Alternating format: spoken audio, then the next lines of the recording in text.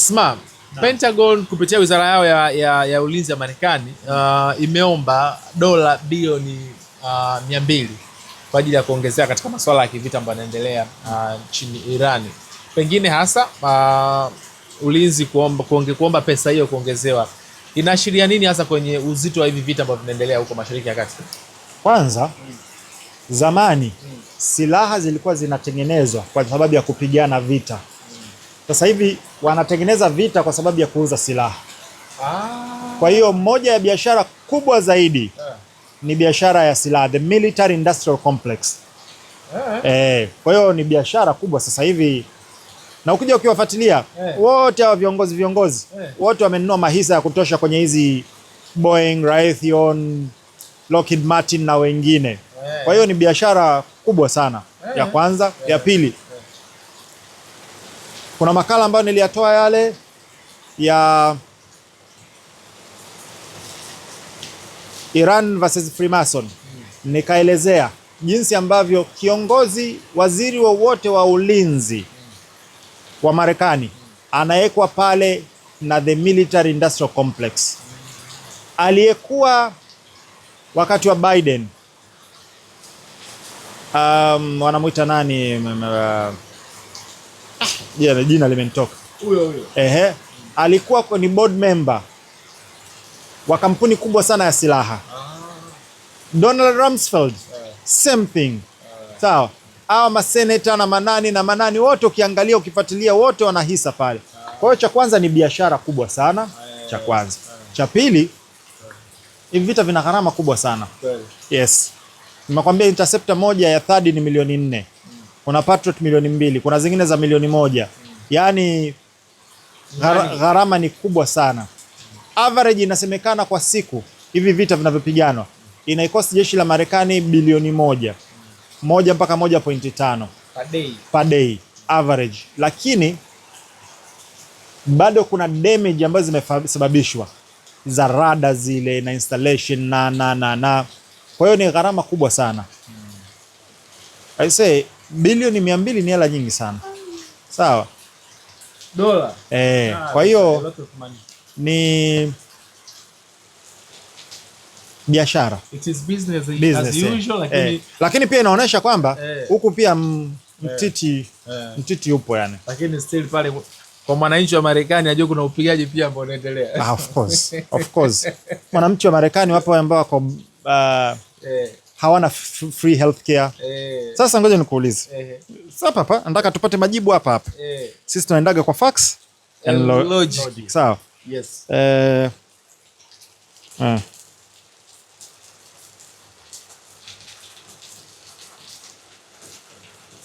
Facts and logic. Moja ya misingi ya Fuse RC96 link pia tumeiga. Tunaiuza AI. Ni gharama kiasi gani ambayo itahitajika kumaliza homelessness? Homelessness ni watu ambao wanaishi mabarabarani, hawana makazi. Sawa.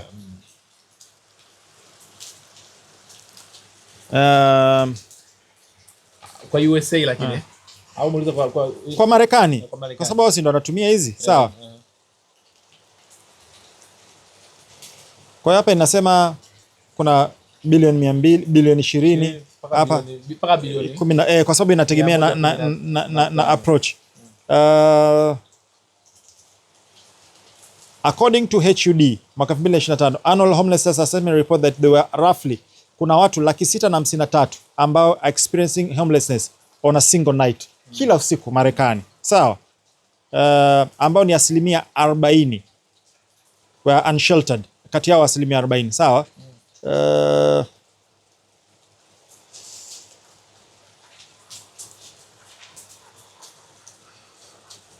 Kwa hiyo ukiangalia hapa kuna dola bilioni 40. Sawa. Kwa hiyo unaona dola 200 ingitosha kumaliza hiyo kitu. Sasa tuache hiyo. Nauliza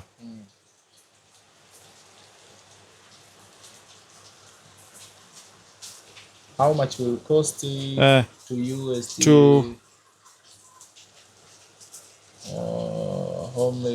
to clear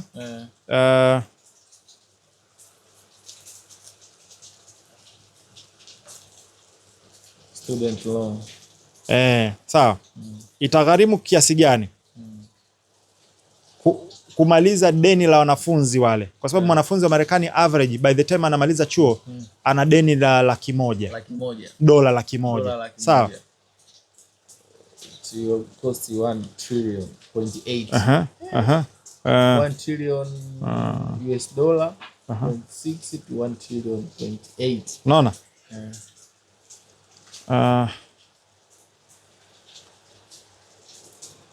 Ni pesa nyingi sana, trilioni 1.6 mpaka trilioni 1.8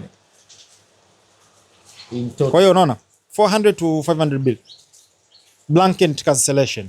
Sawa. Hiyo alafu wakiangalia wale lower income, umeona income driven payment ya dola bilioni 100 mpaka 200. Sawa. Ndio yale. Kwa hiyo hizi hela walikuwa na uwezo kuzipeleka sehemu nyingine ambazo zingisaidia. Ngoja niulize kitu kingine ndani ya Marekani pia hizo. How much would cost to end it? Anja itagharimu kiasi gani? Hii tena hii waliileta nani aliyekuwa mkubwa wa UN akasema mtu kama nani Musk akitoa dola bilioni 5 tunamaliza shida ya chakula duniani. Musk akamwambia mimi sina shida, hebu nipe breakdown utaitumiaje hiyo hela. Jamaa kaingia nani. Sawa. Kwa hapa kuna 33 to 50 billion US dollar. Kwa hiyo hizi hela zinaweza zikaenda sehemu nyingi zikasaidia, lakini hata ile misaada ambayo Trump amekuwa akiondoa ya HIV, nimeona Zambia kule na kwa wengine sizingesaidia. Mwisho wa siku wale viongozi wa juu hawajali watu wa chini. Yes, nyinyi mtaendelea kupigwa taksi, mtaendelea kukandamizwa, mtaendelea kukamuliwa. Wao as long as vita vina faida kwao ni vitu kama hivyo. Yes. Lakini pia upande wa pili wamesustain madhara makubwa sana. Kwamba Iran imewasababishia madhara. Kwa hiyo pia wanahitaji hela kwa sababu ya kurepair na kureplenish na vitu kama hivyo. Naam. Kwenye madhara hapo pia taarifa ambayo imetolewa jana ni kwamba Iran imefanikiwa kuidungua ndege ya Kimarekani F-35. Ndege ambayo huwa haionekani katika rada. Lakini kuna uchunguzi ambao nilikuwa nasoma, baadhi ya fans wangu wananiambia kwamba wameanza kuchunguza jeshi la Marekani imewezekana vipi hasa, lakini inadaiwa smani kwamba Irani wametumia njia ambayo hii ndege ya F-35 ina overheat, yani ina joto kali sana ikiwa juu. Japokuwa exist kwa maana kuonekana, lakini ina joto. Hasa lile joto lile wametumia teknolojia yao wakanasa zile signal kupitia lile joto ambalo liko pale, kwa wakipiga pale wana target na kwa imekamilika kwa sababu ya juu kule joto lake liko tofauti. Hiyo ni moja ya njia. Wanatumia heat seeking missiles. Lakini kwenye issue ya stealth fighters ambazo duniani ziko kadhaa. Kuna J20 na J35 ya Mchina. Mrusi ana Su-57. Marekani anazo kadhaa, moja hapo ni F-22 Raptor, anayo F-35, anayo F-117, alafu anayo B2. Yes, B2 na B1. Sasa jinsi walivyozitengeneza ili ziwe stealthy, zisionekane kirahisi, wametengeneza mfumo wa kuconceal, kupunguza kuonekana kwa lile joto. Kwa hiyo sio rahisi kuliona lile joto, na ili ulione lile joto inabidi uwe karibu. Yes. Iran ameweza kuiona sio kwa kutumia ile, kaweza kuona kwa sababu ya rada aliyopewa na Mchina. Kuna rada ambayo ni ya short length, ni maalum ambayo imetengenezwa ya kuweza kudetect stealthy fighters. Kwa hiyo ameweza kudetect na akaweza kutumia kombora maalum ambalo limeweza kwenda sasa. Hili ni pigo kubwa sana kwa sifa ya ile ndege. Ndio maana huwa anasema kitu kimoja. Wakati baadhi ya wachambuzi walikuwa nasema Israeli ina mfumo bora kabisa wa ulinzi au kwepeki una 97%. Nikasema mmeipima dhidi ya nani? Dhidi ya makombora ya sukari ya Hamasi? Sio kipimo. Akutane na mtu ambaye ana uwezo alafu ndo tupime. Na tukaona kweli alivyopigana na Hezbollah aliweza kupenya na kusababisha madhara. Tumeona kwenye dhidi ya 12 day war, actually kabla hata 12 day war, walivyojibu mashambulizi ya mauaji ya Hania na vitu kama hivyo, zilipenya. 12 day war tumeona zimepenya na sasa hivi zimepenya. Sasa hicho ndo kipimo halisia. Kwa hiyo mfano kama F35 ilikuwa inasifika kwamba haijawahi kudunguliwa air to air. Ni kwa sababu haijawahi kukutana na peer to peer au mpinzani ambaye ana level hizo. F35 kuna sehemu ambayo inaitwa A2D2 ambayo ni defensive bubble. Ni layer defensive bubble. F35 sidhani kama ishai kuingia sehemu ambayo inaitwa highly contested. Sehemu ambayo ina changamoto. Sasa safari zimeingia na ndio zimekutana na hiyo, lakini kabla tukio hii hakuna F35 ambayo ilikuwa imedunguliwa. Umeona? Na ili kuthibitisha, ukiingia mfano hapa, nataka tuangalie tu baadhi ya CNN. Angalia sasa wanavyo report. US F35 damaged by suspected Iran fire makes emergency landing, sources say. Yani wameiweka katika njia kama ya inasemekana imeguswa. Na pia imesemekana sio imekuwa. Umeona?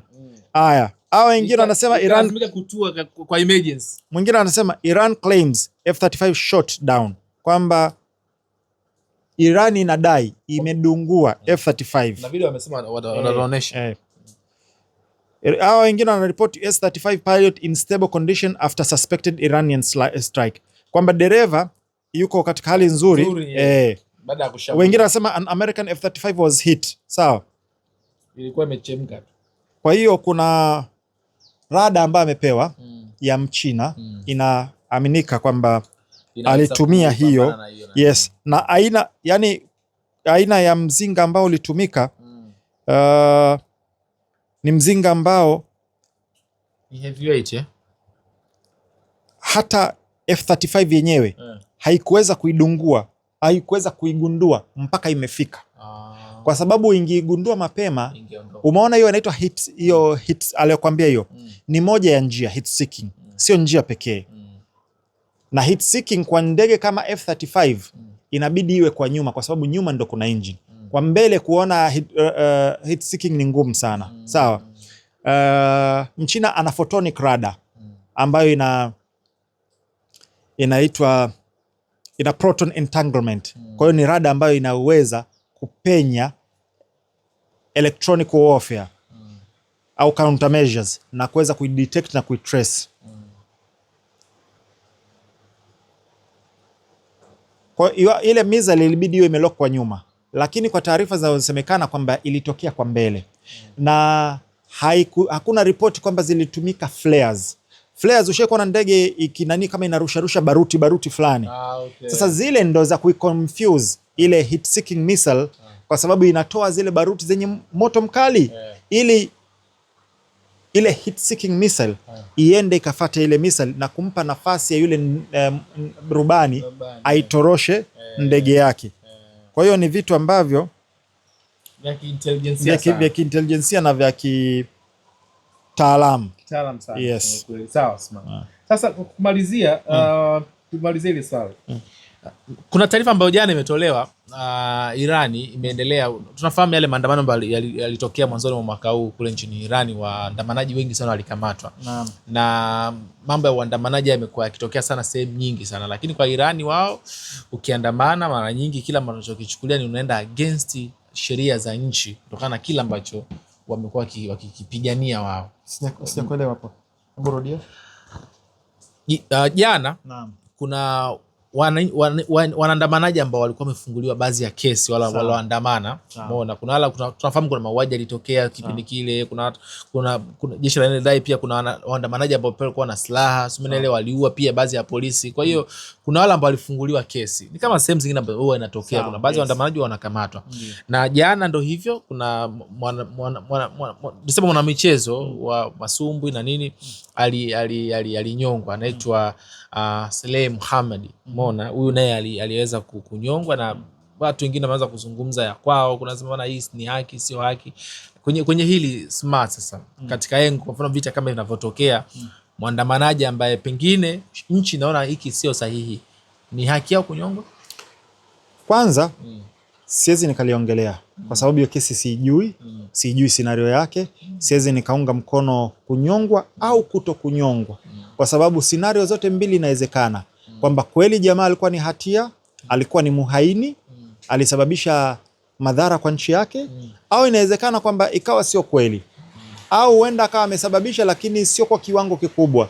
Sijui hiyo kesi, siwezi nikasema, ila nitaongelea general.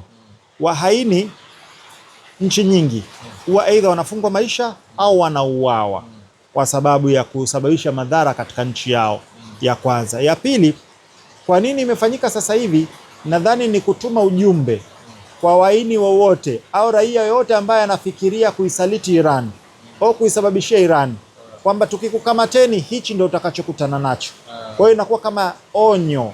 Ndio naamini ni kwa sababu gani ambayo imefanyika sasa hivi. Naam. Ipi ni njia sahihi ya kudili na waandamanaji ambao pengine wanahatarisha usalama wa nchi?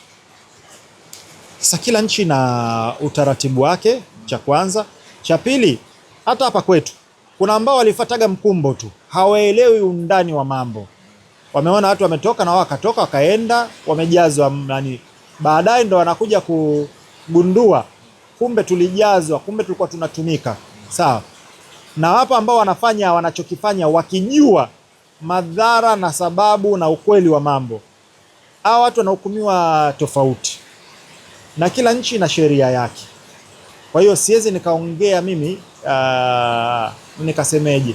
Kwa hiyo nitaiacha hivyo. Nitasema kwamba ni kosa kusababisha kuisaliti nchi yako, ni kosa kuisababishia madhara nchi yako. Sawa. Na ni wajibu wa kila raia kupambana na mtu yoyote ambaye ni fisadi, na kupambana na mtu yoyote ambaye anasababisha madhara.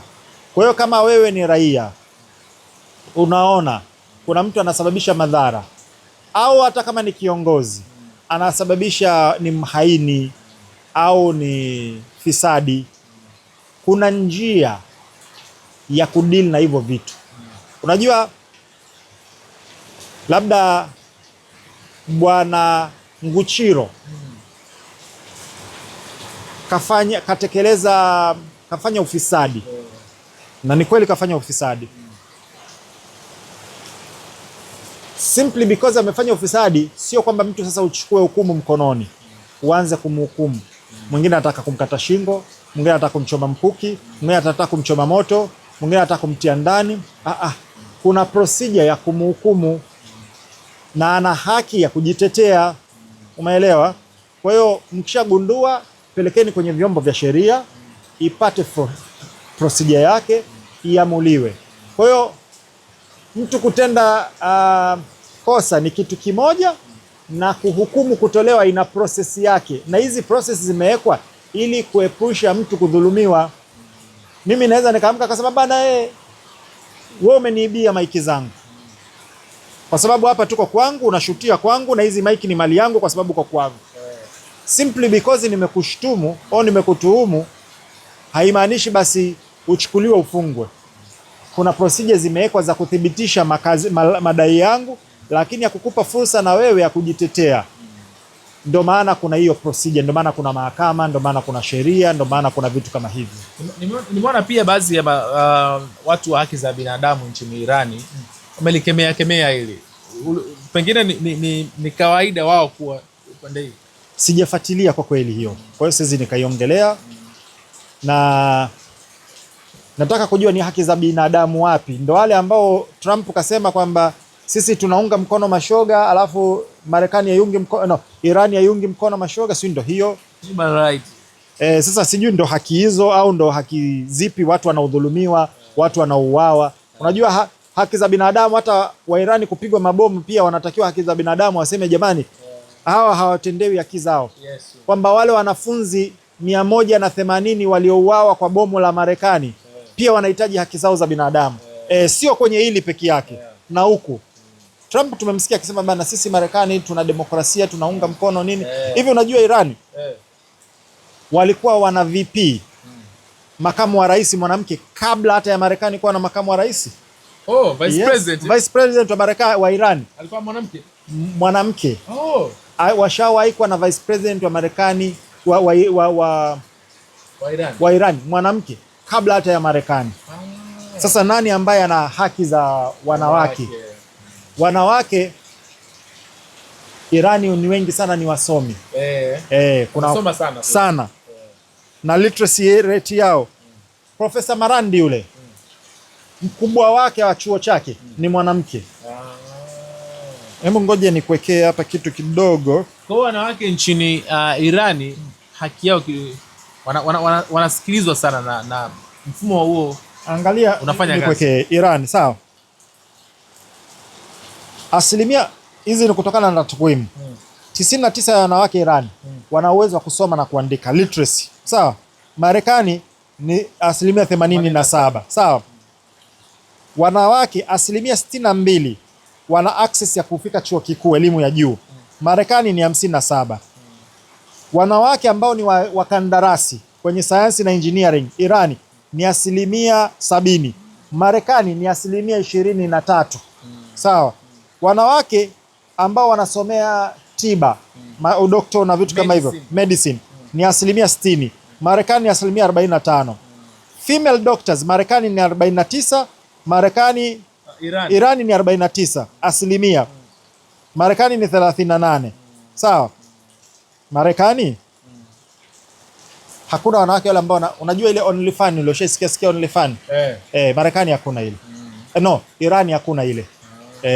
Wanataka kujiuza kwenye mitandao na nini na nini. Sisemi kwamba hawapo mitaani, lakini Marekani. Kwa hiyo wanawake Irani, huyu hapa unamwona, first female vice president mwaka 1997 walikuwa na makamu wa rais. Marekani ndo juzi mwaka 2021. Kwa hiyo tuwe makini hizi taarifa zinavyokuja kwamba hizi haki za binadamu na nini tuziangalie kwa namna moja ama nyingine. Sisi hata Tanzania haki za wanawake, si tuna rais sisi nani? Mwanamke. Jana by the way, nikumbushe nitaiongelea, nilienda kwenye iftar. Mimi unajua watu wamesahau kwamba mimi ni DJ. Na watu wanasahau kwamba mimi nina sound system. Jamani, mimi jana nilikuwa ndo niliprovide sound system na DJ kwenye iftari ya Mheshimiwa Waziri Angela Kairuki. Sawa? Hongera sana. Yes, nitakuja kuiongelea hapo mbeleni. Lakini pia si ni mwanamke, ni waziri. Kwa hiyo haki za binadamu pia zipo. Kwa hiyo tusichague kimoja tukaacha, nazitaka mbizi, wanasemaje? Sitaki mbichi hizi, sio nataka hivyo yani. Hebu tuambieni kwenye comment section hapo. Naam. Bana, smart, tupate break kidogo, tukirudi sasa turudi upande wa maswali ambayo watazamaji wetu wameyauliza, na pia tunamalizia hilo la mwisho la maswala ya DJ, kwa sababu mwishoni pia unaachaga elimu, si ndio? Kabisa. Basi tamaliza hivyo, tupate break ndugu zangu kidogo. Na mvua inanyesha sana hapa jamani.